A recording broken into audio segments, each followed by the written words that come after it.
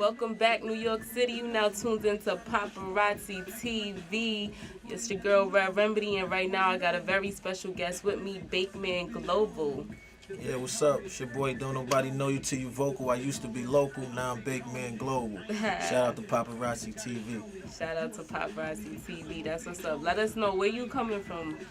Well, first and foremost, I'm from New York. You know what I mean? A lot of times when we get into the industry and hip hop, they try to separate us with boroughs, so I'm repping for everybody. Nice. Being from Brooklyn, I represent for everybody in New York. That's what's up. I like that. You're absolutely right. They always trying to divide and conquer, but you represent bringing people together, and I definitely like that. Can you let us know, I don't know where to start because you're phenomenal. You have a brilliant track record from music to basketball. You're even involved with the community. Like, who is doing it like you? I mean, I just try to look at what everybody is doing and do something different. Absolutely. You know what I mean? That's where the name Global comes in. I try to be that well-rounded artist that you could drop me off anywhere and I got a song or I can relate to any situation. Nice. You know what I mean? That's what's up. That takes a lot. Like, where do you get your inspiration from? Just I want to pride myself on being well-rounded. You know what I mean? And I just need to be the person they talking about in multiple situations. Nice. Okay. Yeah, so. We definitely talking about you because you got a hot new mixtape out. Can you let the people know what the name of your mixtape is? Yeah, it's called The Craftmatic, the shit y'all slept on, hosted by DJ G. This is a DigiWax, and it's a collection of a bunch of bangers that I had that I felt like people slept on. Nice. You know what I mean? So I came together, took, a lot of my dope music that didn't really get the push or the run that it deserved in the beginning, and now that I revisited everything that I did before, now the buzz is bigger, everybody's listening. Nice, that's what's up. Good. I'm definitely listening. I checked out your new video. We about to watch that. We're going to talk about it a little bit later. But if anybody noticed, you also got some nice styles on. I noticed your Godsville fitted. I mean, he's Godsville from head to toe. Yeah. But, is anybody sponsoring you? How is that all happening? Yeah, well, most of the time, if you look at my gram or anything I do, you'll always catch me in some Godsville. It's my family, folks that we go back a long time. It's their clothing line, and it's just like family stuff. You know nice, what I mean? nice. Like the collaboration was just automatic. Nice. So most of the time in the industry, fashion and music go hand in hand. Absolutely. So if I could build brand awareness for my brothers and vice versa, that's always a win-win. Nice, that's what's up. So, your name is global for multiple reasons, but can you just touch upon the experience that you had as an actual professional basketball player?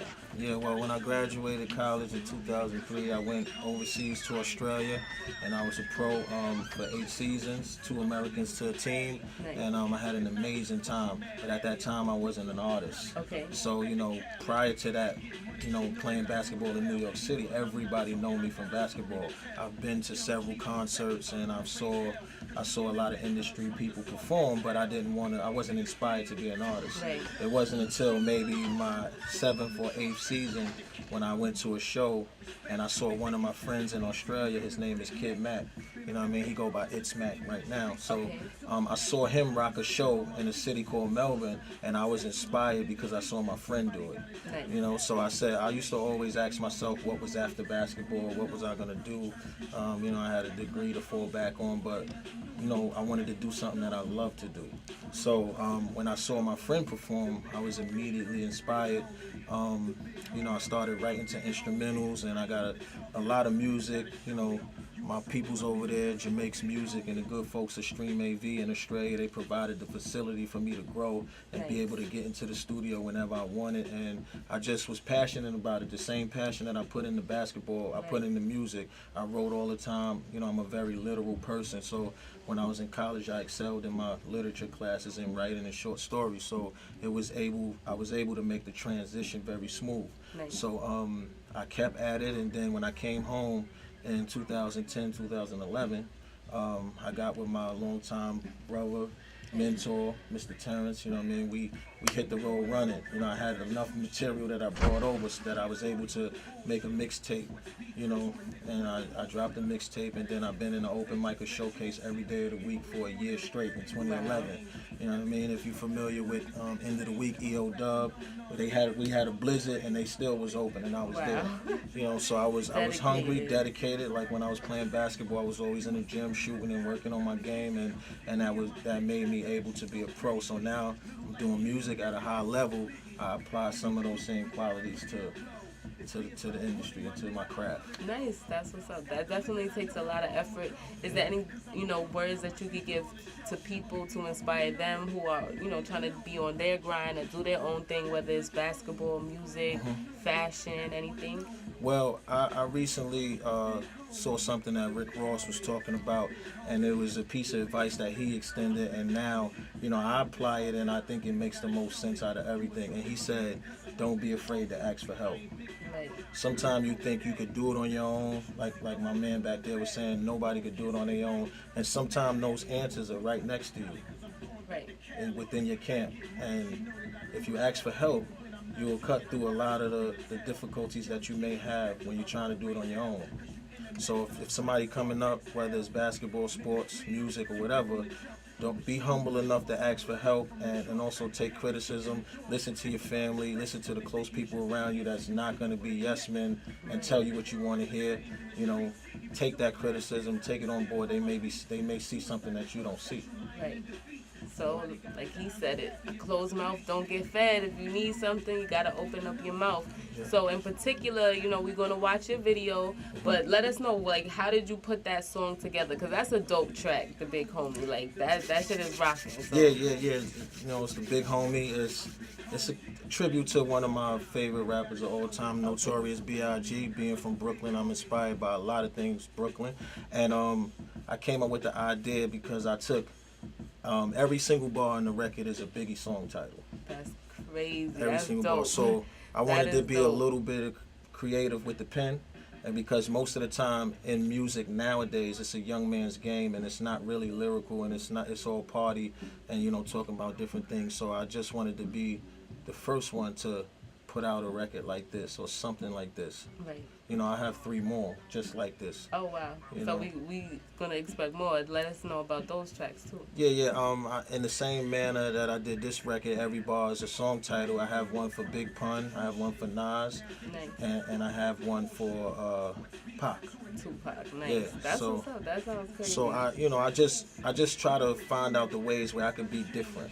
Right. I could be different in the music game. There's a lot of similarities. Wow. Paparazzi TV exclusive. I just caught on to this.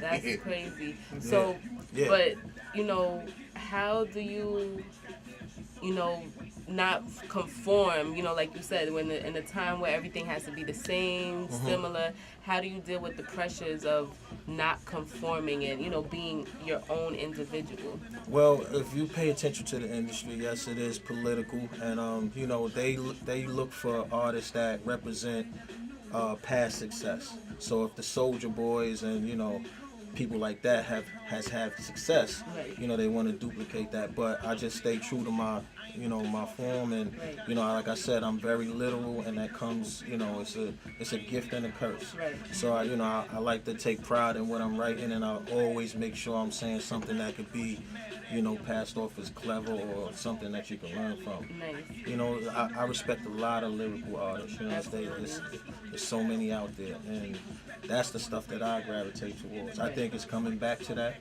Right. Everybody said that it's on the way. A lot of A&Rs and industry people will tell you that it's going back to lyricism. Nice. And when I started rapping, it was really heavily into the trap, but I never changed. So right. I'm happy that I stayed true to what I believed Absolutely. in. I even had people that were so cool in the industry telling me that I need to do records like that, and I really never did. If I do something, you'll hear me do records over trap beats, but it'll still have some lyrical content in it, and it's not dumbed down. So right.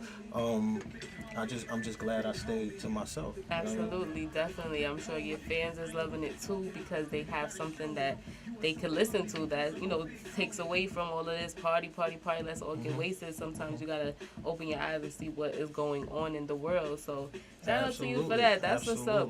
And you know, you also do give back to the community, so let the people know about your event that you have coming up. I mean, I'm so happy that, you know, that somebody is doing something for the community, so that's what's up.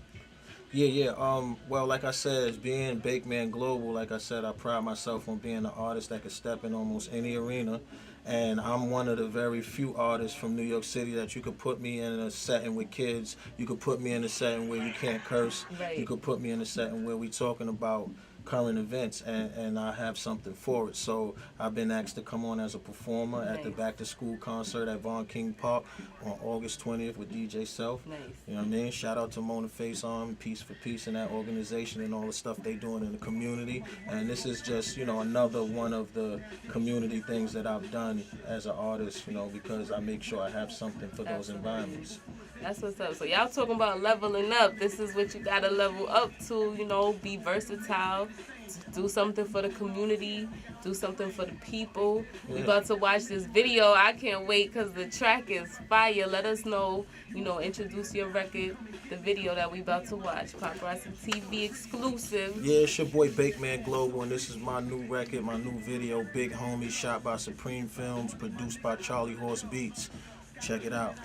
Yeah.